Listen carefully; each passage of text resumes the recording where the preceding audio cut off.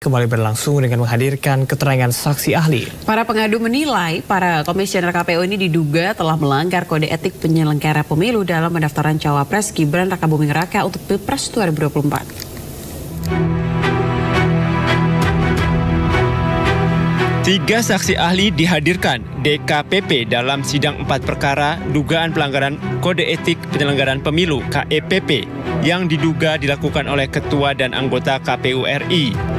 Saksi ahli tersebut adalah Ratna Lukito, Guru Besar Ilmu Hukum UIN, dosen Universitas Andalas dan aktivis hukum Charles Simabura, dan mantan Hakim MK Marwarar Siahaan. Pengadu yang mengatasnamakan diri sebagai pembela demokrasi TPDI mengadukan komisioner KPU RI, yakni Hasyim Asyari, Betty Epsilon Idrous, Muhammad Afifuddin, Persadaan Harahap, Yulianto Sudrajat, Idam Holik, dan Agus Melas atas dugaan pelanggaran etik. Ketua dan anggota KPU dinilai telah melanggar Peraturan KPU Nomor 19 Tahun 2023 tentang pencalonan peserta pemilu presiden dan wakil presiden karena KPU belum merevisi atau mengubah peraturan pasca putusan Mahkamah Konstitusi Nomor 90 PUU 21 Tahun 2023. Para pengadu mempertanyakan adanya dugaan cacat hukum dan pelanggaran etik pada kasus pendaftaran cawapres Gibran Rakabuming Raka pada 25 Oktober 2023 lalu. Nah, ada 2 poin. Pertama, KPU tidak mematuhi peraturan yang dibuatnya sendiri. Tadi kita sudah dengar bahwa Gibran didaftarkan tanggal 25, semestinya saudara Gibran itu namanya dicoret tanggal 28 Oktober. Pertanyaannya kok masih bisa sekarang? Itulah yang dibilang ahli tadi, ada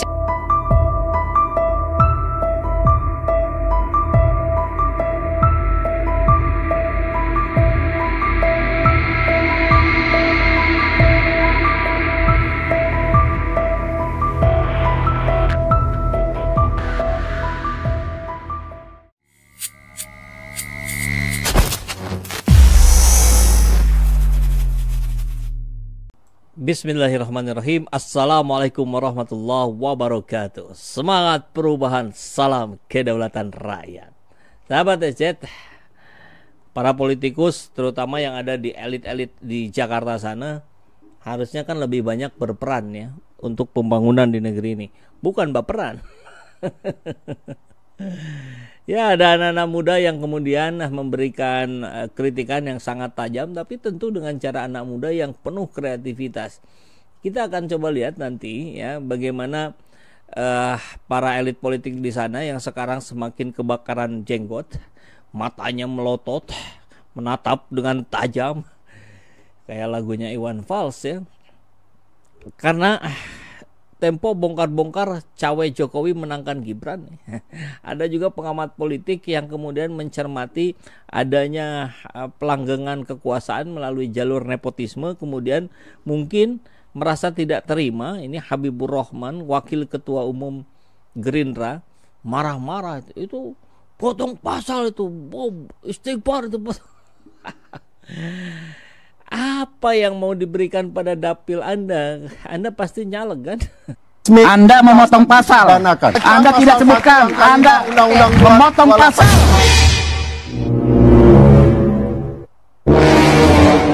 Oke, tenang. Putar ulang. Tunggu. Harus ngaku dia memotong pasal. Kita akan putar ulang, Mbak. Oke, Bung Ferry.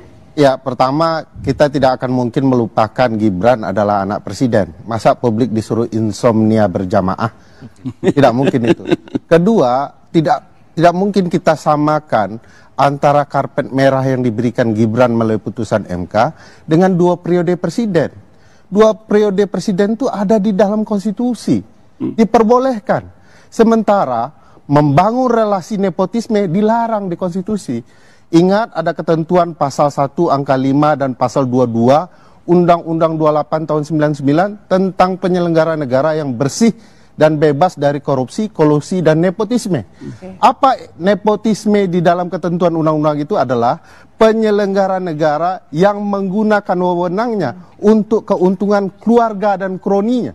Bahkan di pasal 22, tunggu Pak, pasal ini ada kejahatan ini. Dikatakan bahwa nepotisme Anda memotong pasal.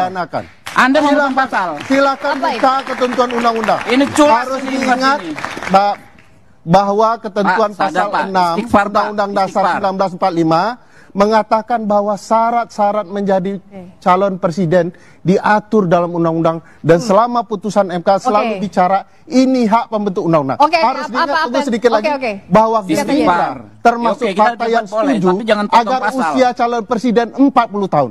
Kenapa sekarang berbeda? Karena kepentingannya berbeda. Bung Habib. Jadi Bung Ferry ini jangan-jangan jadi pengamat yang nendang bola gitu loh.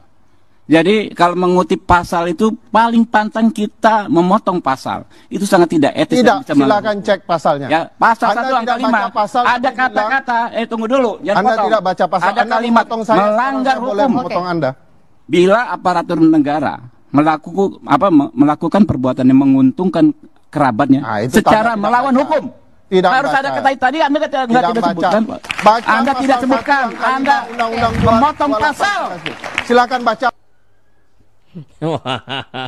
Luar biasa ya.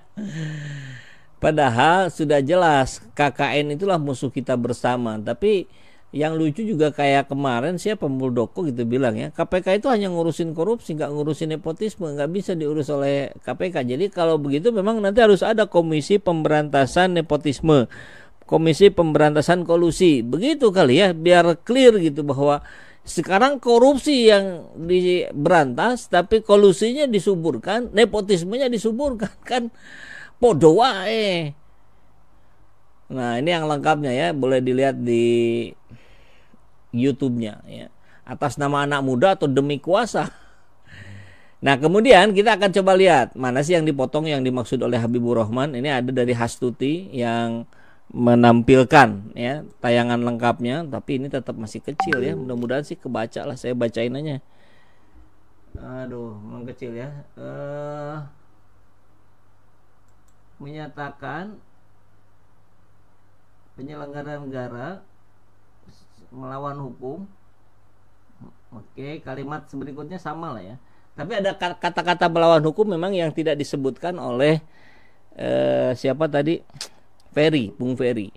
Nah, persoalannya coba kita lihat apakah ada di sana. Ini dibahas juga oleh orang-orang yang paham juga nih kayaknya ya. Yang dipotong itu menurut orang itu adalah secara melawan hukum. Dia lupa MK tidak boleh membuat norma. Sementara dalam putusannya MK menambah norma baru dan ketuanya diduga melanggar kode etik hukum. Jadi memang tidak disebutkan tuh oleh Bung Ferry tadi perbuatan melawan hukumnya. Harusnya ada di situ. Nepotisme itu yang ketika dilakukan secara melanggar hukum. Nah, kan MK sudah melanggar hukum, justru sudah bilang cacat hukum, bahkan ada penyelundupan hukum, berarti terpenuhi. Gitu. Tapi ya tugas dia memang membantah. Nah, jadi apapun yang harus dia lakukan untuk membantah itu, begitu ya. Luar biasa nih. Ini akan terus berdatangan pembelaan dari mana-mana untuk mencoba membenarkan langkah nepotisme yang sedang dibangun oleh keluarga Jokowi. Dahsyat, luar biasa. Nah, sekarang kita mulai masuk nih gokilnya Tempo bongkar cawe-cawe untuk memenangkan putra mahkota. Agak bahaya nih kayaknya ya. Lo enggak bahaya dah. Kita dengar. Ini skenario apa saja yang sudah dijalankan oleh Jokowi, Cak? Terakhir ya, terakhir kemarin termasuk pidatonya Gibran. Ini ada salah satu rekan dekat kolega dekat Jokowi lah yang cerita kepada kita, Sen Pram, bahwa pidato Gibran ketika di deklarasi kemarin sebelum pendaftaran ke KPU itu dibantu oleh timnya Jokowi dan atas perintah Jokowi juga. Kalau kita lihat beberapa isi pidatonya Gibran kan isinya adalah ini ya untuk ekonomi, terus untuk kredit milenial segala macam. Itu kan program-program yang dijalankan Jokowi kemudian diteruskan. Gitu. Artinya tidak ada bukan tidak ada perubahan, tapi penyempurnaan dari program Jokowi sekarang. Dan ada juga nih keterlibatan ya, dugaan lah ya keterlibatannya. Ini juga diceritakan oleh kolega dekat Jokowi bahwa Jokowi ini memantau media sosial. Yang berkaitan dengan Gibran. Yang berkaitan dengan buzzer-buzzer yang menyerang Gibran. Ya. Betul. Jadi kan setelah MK memutus batas usia calon presiden dan wakil presiden kan banyak serangan udara terhadap Gibran ya, baik berupa meme atau berupa ya pernyataan video segala macam. Dan Jokowi menggunakan Kominfo lah ya, bukan menggunakan ya, tapi meminta bantuan. Memerintahkan. Ya. Kalau dia meminta itu sudah instruksi.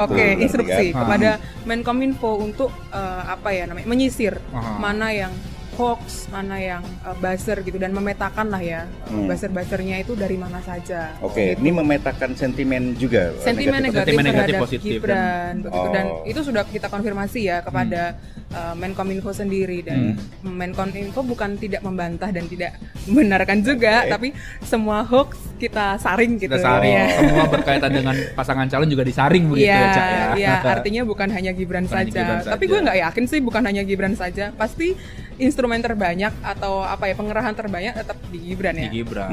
Karena kan kekuasaan di sana kan. Iya, karena juga setelah itu kan kita tahu bahwa ada perintah dari Ya, nanti ada sambungannya. Tapi saya mau menggarisbawahi dulu kata-kata bahwa pidato yang disampaikan oleh Gibran yang cukup membuat kaget juga orang-orang. Kirain hanya ngomong 1-2 patah kata, ternyata ngomong dengan cukup panjang bahwa tulisan-tulisan besar. Ya, ternyata timnya Pak Jokowi yang menyiapkan.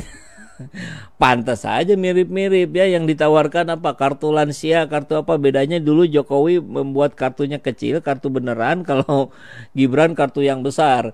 Ya berarti itu bukan isi kepalanya Gibran, itu isi kepalanya Pak Jokowi dan timnya, kan kurang lebih begitu. Tapi yang menarik juga di ujung pernyataan bahwa akan ada monitoring terhadap para pengguna media sosial, terutama yang menyerang mereka. Saya jadi ingat kata-kata dari orang Gerindra tempo hari, hati-hati, kami akan cari tahu orang-orang yang menyerang kami, kurang lebih begitulah ya, dengan hoax dan sebagainya. Kita akan dapatkan by data, by address, by name, by address.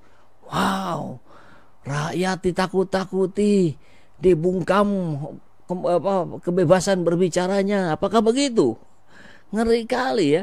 Bahkan ini kita coba dengarkan, ini kelanjutannya nih ya, part 2-nya. Waktu itu di hold gitu ya, kan. Betul. Itu pasti setelah mendengar atau mengetahui dari sentimen yang negatif itu. Benar begitu? Ya, betul. Oke. Karena memang dari waktu dari China kan Presiden mendapatkan laporan dari salah satu petinggi lembaga di negara ini. Yang di mana? Yang di Jakarta Selatan ya? Ya, lo tau lah ya di mana. Ya di Jaksel lah ya. Jaksel. Elit di kalangan elit. Nah, bahwa ternyata buzzer yang menyerang Gibran itu juga muncul dari duri dalam daging nih. muncul dari dalam selimut berarti. Iya. Muncul dari orang yang ikut ke Cina juga. Itu siapa? Siapa itu? Deket. Gue tebak. Dekat Monas lah kantornya. Oke. Gue tebak. Temannya Cica ya.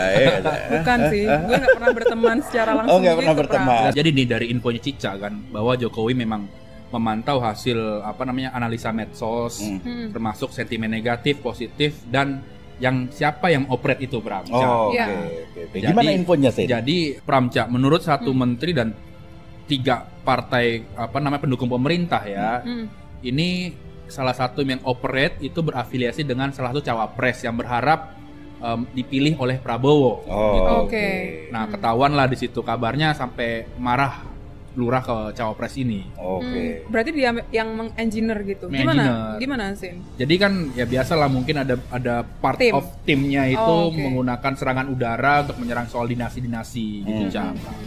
Dan ini kan masalah ini juga pernah terjadi itu kan, pernah di dalam konteks rame-rame Piala Dunia lah ya kan. Itu kan membuat PDIP juga marah kan sama orang itu gitu. Sebenarnya semakin jelas siapa orang yang dimaksud. Kita nggak nyebut lah di sini kan. Temannya Cica rasanya ya. Aus. Ya, luar biasa kan. Dengan begini kita melihat bocoran alusnya ini bahwa para elit politik di tingkat sana yang tampak oleh kita sekubu, mereka juga sedang berseteru, sesama mereka sedang berkonflik. Jadi ya sudah, kita terus lanjutkan, gaungkan sholawat asyikil ya sahabat EJT dan semua.